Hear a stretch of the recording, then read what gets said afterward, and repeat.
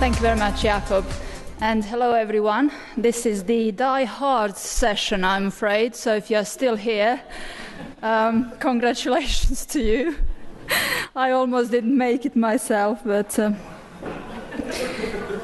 Okay, what I want to talk about today is something that I feel very passionately about. It grew out of my personal frustration.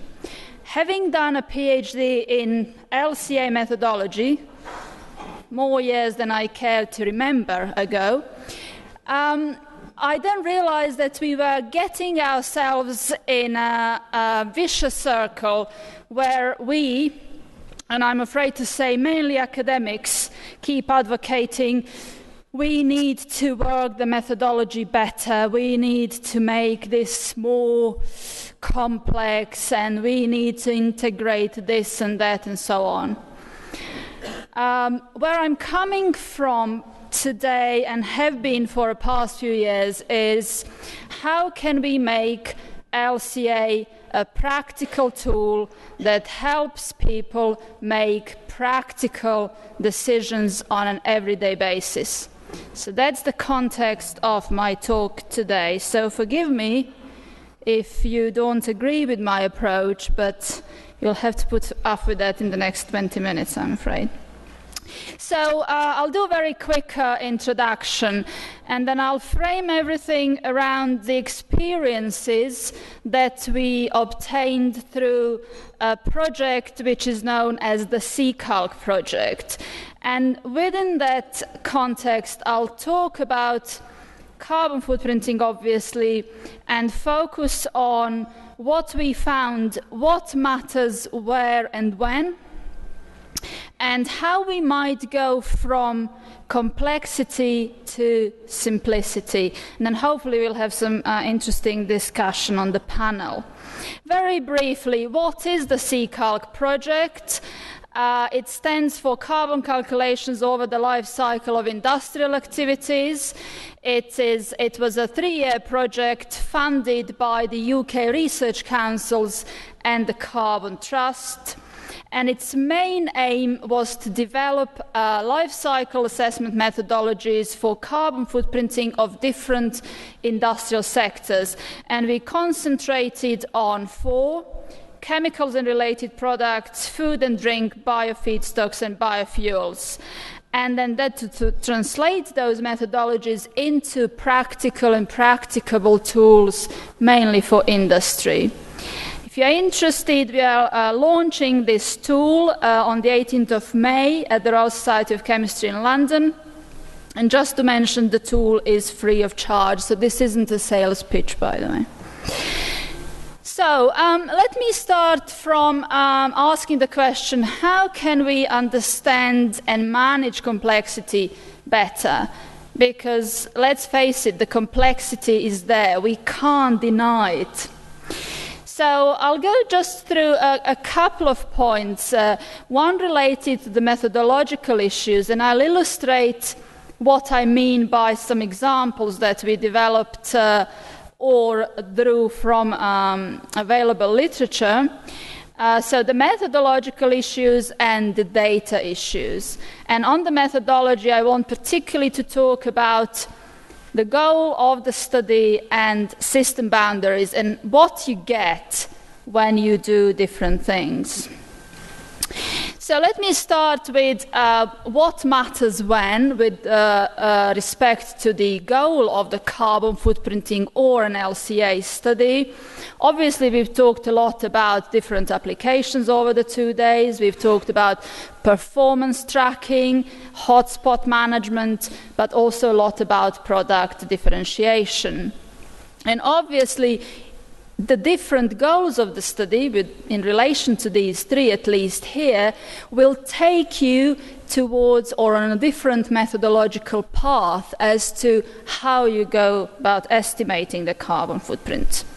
So if we want to look at the performance tracking or hotspot management, then we would normally apply a cradle-to-grade system boundary. And this is what we consider the extraction, transportation, and the manufacturing step, and that's where we would normally stop. And a lot of existing standards allow for the cradle-to-gate carbon footprinting studies. If we were to look at the cradle-to-grave system boundary, then obviously we'd take everything up to the production, but also the use phase, waste management phase, and the eventual waste disposal. Now, those two system boundaries will give you often quite different results, obviously, as you apply them to the same system. So just to illustrate this, here is an example of the wall paint that we looked at recently on the CCalc project. And we worked with a few companies on this example, and they first said, okay, well, we would like to do some hotspot management within our supply chain. Could you estimate the carbon footprint of 2 types of paint for us, please? And then we'll concentrate on our hotspots. So we looked at what they call a market entry paint and a high performance paint. And these are the real figures we calculated. So they said, okay, we should really not be doing this high performance paint because obviously it has a much larger carbon footprint than the market entry paint. And they were just about to jump and start doing something about that when we pointed out to them, but hang on a minute, let's examine the whole life cycle and then see what else you find, because if you stopped here, you might be missing part of the picture.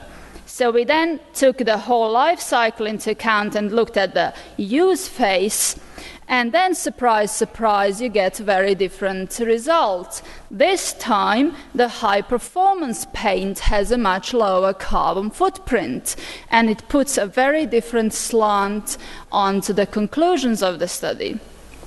So this is a typical example where the system boundary will give you completely different results. You look at them, and perhaps you'll feel confused. And that is one of the complexities that we come across all the time. Now, let's look at other things that may matter and where they might matter. How about different life cycle stages in different sectors, supply chains, products, and so on? And here is the list of the usual life cycle stages that we often debate about a lot. Agriculture, processing, use, transport, packaging, waste management, capital goods. Let's now see some of the examples again that we worked on within the CCalc project, but I'm sure you will have been familiar with them already yourselves in some of these areas. So I want to show some examples from the chemical sector, from the food sector, and the drink sector that we've been working with. So if we start with the chemicals, for example, and if you looked at the whole life cycle of the chemicals, the whole lot, this is what you would get in terms of the carbon footprint. And these are the results that of a study which was commissioned by the ICCA and Responsible Care last year.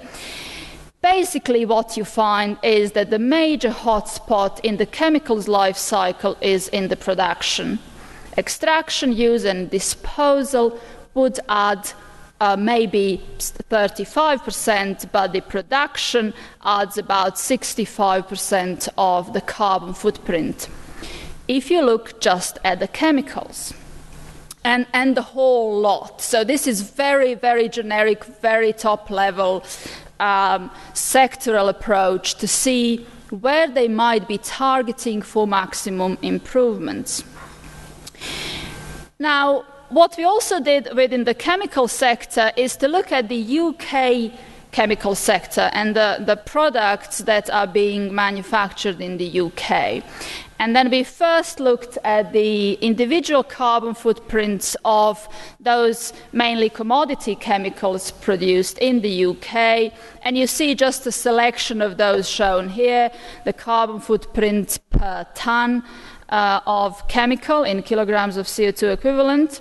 And it goes from a very high carbon footprint for ammonium nitrate, through aniline and then various plastics and so on, and then you arrive to the left-hand side of the slide where you have a lower carbon footprint, for example, for phosphoric acid and ethylene. So if one were looking again at the sectoral level, one would say, okay, if the UK were to reach its Kyoto targets, perhaps, then these are the chemicals that we ought to be targeting. So get rid of ammonium nitrate, aniline, and so on. But of course, that's only part of the story, and one obviously wouldn't be making these decisions just on the basis of the carbon footprint, but just for the sake of the argument, humour me, please.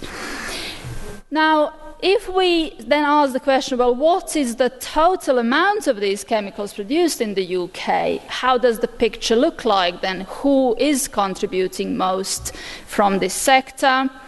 And now we see quite a different picture. Okay, ammonium nitrate is still there as the highest carbon footprint chemical, but then ethylene becomes the second highest contributing to the carbon footprint, and then it goes down gradually. So now if you were asking this question, you'd get a very different answer. But of course, if you were asking that sort of question. So again, at the sectoral level, at the national level, you can see where you can do some changes if that was the question you were asking. So to summarize on the kind of learning lessons in this sector, as I've shown, if we want to target the hotspots in this sector, then it should be the production, because other stages will not contribute as much as the production itself. But of course, the question or the answer is very different depending on whether you look at the tons of materials produced, or you're looking at the annual production. Let's move on to the next sector, and that's the food sector, which has been mentioned quite a lot over the past 2 days. These are the results of a recent study by DEFRA, which looked at various food items. And this is an example which shows what matters in the meat producing sector. So we are looking at different ways to produce lamb. The first 3 on this slide are from the UK and 1 is from New Zealand. And you notice that there is relatively little difference between the UK and the New Zealand lamb, although the latter is transported to us. But what actually matters in the life cycle, unsurprisingly, is the animal rearing and soil emissions, and in some cases the raw materials. So again, if one wanted to do something about these carbon emissions, these are the 2 hotspots where we need to concentrate. And it changes little across the meat products. We've also looked at studies of complex food meals, for example, ready-made meals, chilled ready-made meals, and here is just an example again of what matters where. We know that we talk a lot about packaging, and we know that in some systems packaging matters, in others it doesn't. This is a typical example where you could argue that packaging doesn't matter that much because it's a meat-based product. So we look at lamb and chicken ready-made meals, and we see that, again, raw materials here matter a lot, and the manufacture of these ready-made meals. The refrigeration and the retail itself add relatively little in this particular example. So if we were to look at the food sector as a sector, this slide summarizes the average contribution of different life cycle stages to the total carbon footprints. So typically the agriculture would contribute from 50 to 75%, and then processing, use, waste and packaging anything from 5 to 20%. So again, this kind of tells us where we need to put our efforts to minimize the carbon footprints. And a final example in the drinks sector, for example, is we've worked with a company whose name I can't mention, I'm afraid, nor can I mention the product, but I can show you some results. And it isn't PepsiCo, obviously. So we've looked at a soft drink and different packaging that the manufacturer puts this soft drink into: aluminium PET bottle, half a liter, and PET bottle 2 liters. So first thing that we find out is for the same product, obviously you can halve the carbon footprint if you package it in a PET bottle in a larger size than if you package it in an aluminium can. The second interesting thing is where are the hotspots, or what matters where. So, for example, we find that in this type of product, packaging does matter. Okay, we've seen that in the ready-made meals, it didn't really matter that much, but here, the green bit on the diagram is the packaging. And then we have the drink itself, which adds relatively little. But of course that's not surprising, because what you're selling is sugary water with some other additives. I apologize to PepsiCo for this. Yeah, but hey, the base is the same, isn't it? So now if we look at the packaging in a little bit more detail, what packaging should we be using, and how much will it be adding to the total carbon footprint?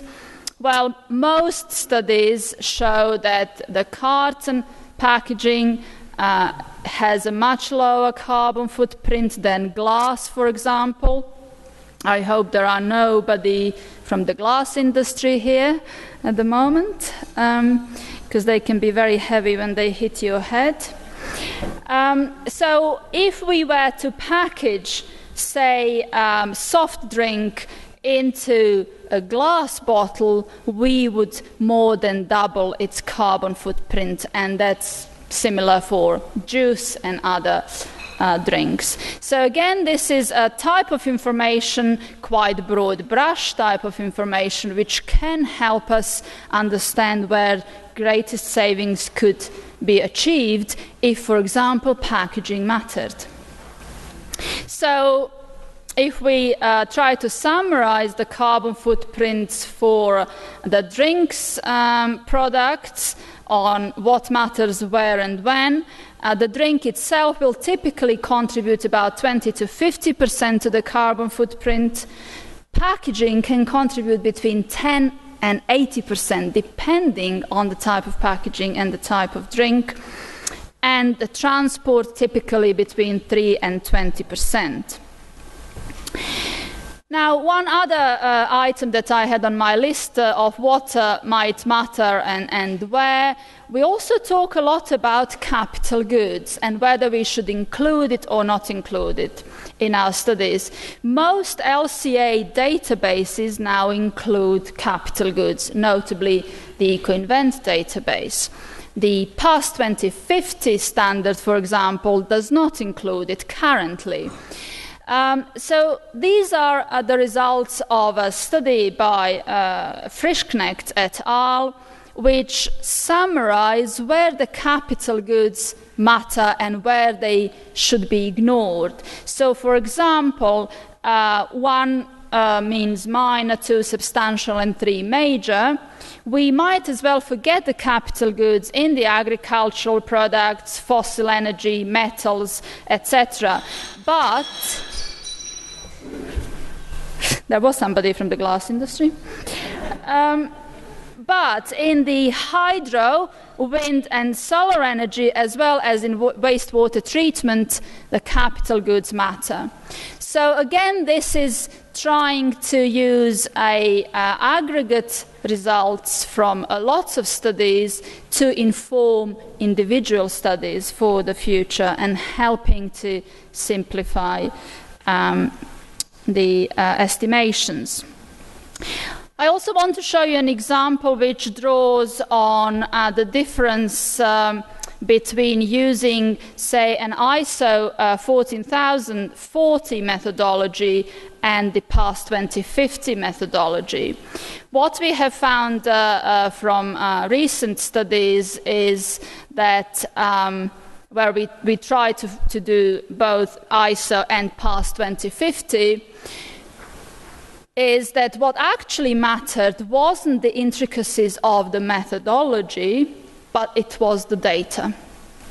So if you see product 1 and product 2, which will soon be carbon labeled, the major difference came from the different databases that we used.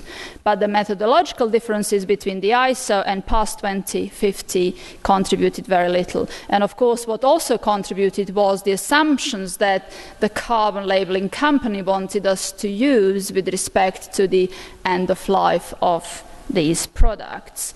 So again, this is an example where perhaps we spend too much time talking about the detail of the methodology, when actually it might be some other things that may matter.